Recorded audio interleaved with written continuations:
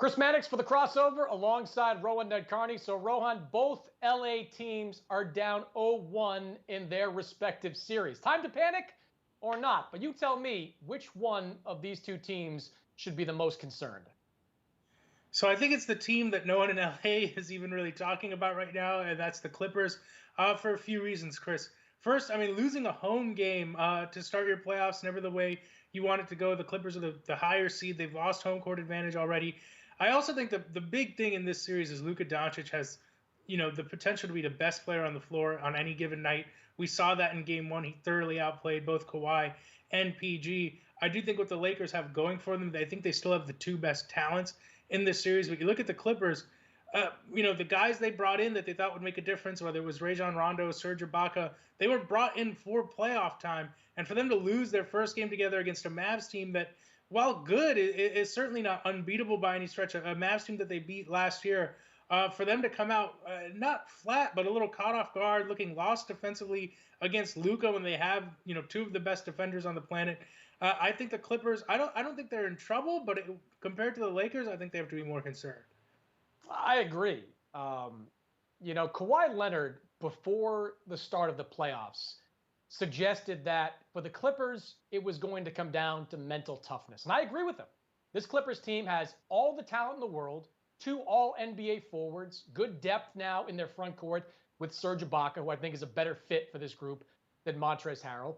But all along, I've been saying on shows like this and others, it comes down to how mentally tough the Clippers are. What happens when the Clippers get punched in the mouth? Well, in game one, they got punched in the mouth. And they're going up against a team which absolutely believes it can beat them. The Dallas Mavericks last year only had Porzingis for the very early part of the series.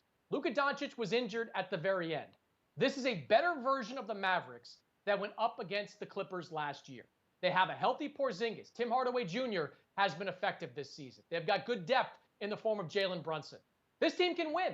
And for me, not to get too hyperbolic, but game two for the Clippers, that's the ball game. If the Lakers lost game two, I'd be worried about them, but I wouldn't be overly panicked because LeBron has been in these situations before. If the Clippers lose game two, this series is over. They're not winning 4 of the next 5. They're not coming back on the road to beat Dallas. I hate to say it, but the Clippers season comes down to what we see from them in game two. I mean, if I can even be more hyperbolic, we want to take it a step further. I mean, you could say the Kawhi PG experiment, it might be teetering a little bit if they lose this game too, and they are a threat to lose this series. It's crazy to think about 2 years ago when this team was formed. Kawhi Leonard, many people thought was the best basketball player in the world at that point. The Clippers looked like the most stacked team in the NBA, were the on-paper favorites headed into last season. And since then, not only is the team, folded in the face of adversity, at some point we also have to have a little bit of a conversation about Kawhi and the number of playoff games he's been outplayed in since that Raptors run. Younger guys like Luka Doncic, Nikola Jokic last year have just been flat out better than Kawhi when his team has needed him most. So I think there are, in fact, a lot of questions about the Clippers. This is going to be a big series for them. Like I said, I'm not necessarily concerned. I still have them to win this series. I think they're going to come back and win it.